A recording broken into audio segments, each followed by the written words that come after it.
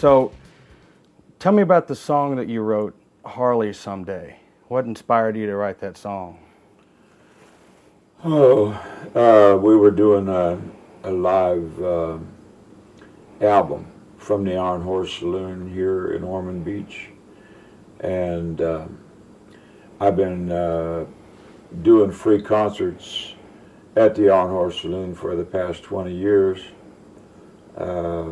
Appreciation concerts to the fans, people that ride motorcycles and so forth. And I just had seen over the years a change in the kind of people that was coming here. And then this particular year there was a lot of,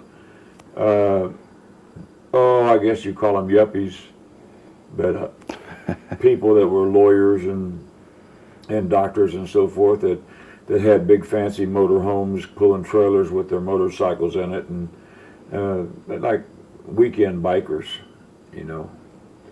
And I got to thinking about it, and I got thinking, you know, come on, David, don't you remember? I started out with a Cushman motor scooter, and then I got a Wizard motorbike. Yeah. And this is years and years ago, you know.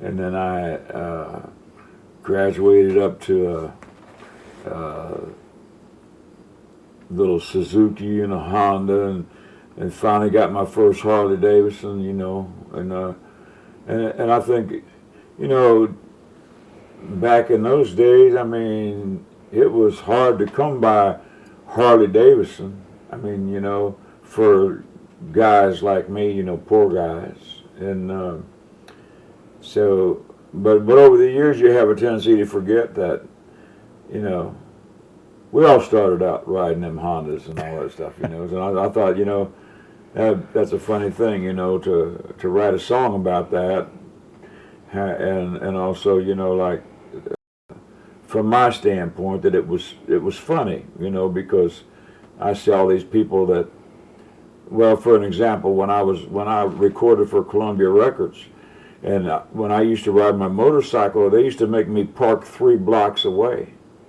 And 10 years later, when I drove by there, there's a sign on the front of the building that says motorcycle parking only. You know, so all them record executives got motorcycles, and it was cool to have a motorcycle, and it was cool to have your parking. But back in the day, you know, they made me park three blocks away. You know, they didn't want that motorcycle sitting in front of their building. You know, and it got to be fashionable to be a biker all of a sudden. Exactly. Yeah. It's you know, it's just and I think that the Harley Davidson people started an ad campaign a few years ago to try to promote Harley Davidson motorcycle to a different kind of people. Harley Davidson motorcycles were pretty much associated with outlaw motorcycle clubs, 1%er motorcycle clubs across the country, in different places, and I think that Harley Davidson didn't like that image. They didn't, and so they started shying away from people like me promoting their motorcycles to people that were like movie stars, you know, riding their motorcycles and promoting that. And you don't have to be a tough guy to ride a Harley Davidson was one of their slogans, you know. And I think that it worked because a lot of people started riding Harley Davidsons that pretty much, I think that they were in a big competition with the Honda Red Wing. I think most of those kind of people was really into that Honda motorcycle, that big Honda motorcycle with the big seats and the radio and all that. The Gold Wing. The what now? The Gold Wing. The Gold Wing. Yeah. And I think that I don't have any doubts that that's one of the things that Harley Davidson was trying to do was not only that, but they were they were saying American made, but in those years Harley Davidson was not American made, and Harley Davidson they was having stuff made overseas and different things, and so you know I just I remember back that when I was younger, I mean I pretty much fix everything on my motorcycle with a pair of pliers and a screwdriver and some wire and tape, you know. Yeah. And Jesus, I wouldn't even know where to begin these days on how to fix something that went wrong or whatever, you know. When you were singing that song, I noticed certain people were getting offended when they were, as you were describing them as being wannabes, you know. Yes. And some of them were kind of feeling like, hey, you know. But then the end of the song. But when you get to the end and you got that zinger, Yeah, it's like we all forget that we all started out just like that. Then they get the picture. I think that motorcycles have always been a part of rock and roll's always been a part of motorcycles. You know, I mean, I just know so many people in the music business that are also into motorcycles. You know, I myself have tried a lot of different motorcycles over the years, and I seem to keep always going back to the same thing. When I was younger, I just liked panhead motorcycles, and I just you know, I wrote a song called Panheads Forever, and to me it was just I just felt like I was more in tune and like just part of the road.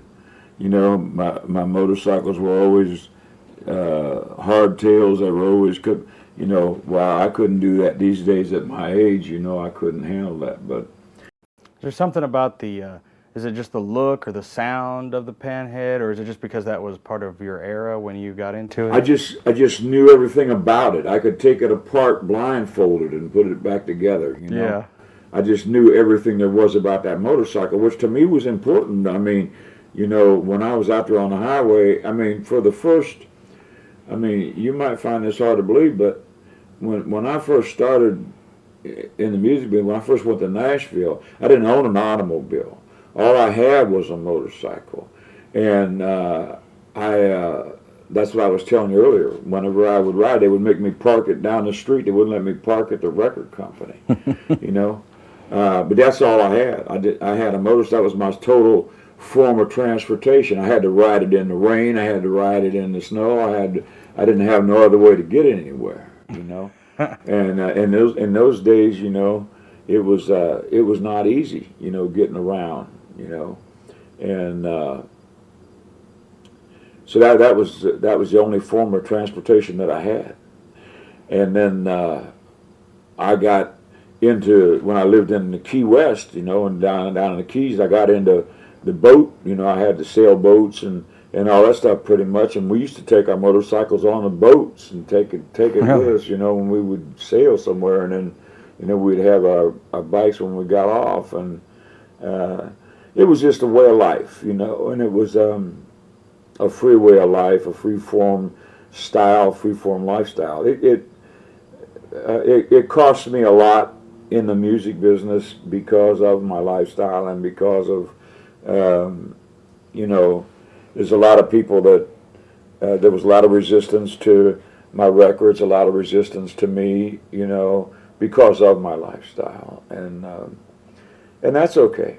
I mean, that's fine too, you know. I survived it all, and I've made a great living doing what I like to do. I'm glad you're still doing it after all these years, man. I appreciate it. All right. I love you, man. Thanks.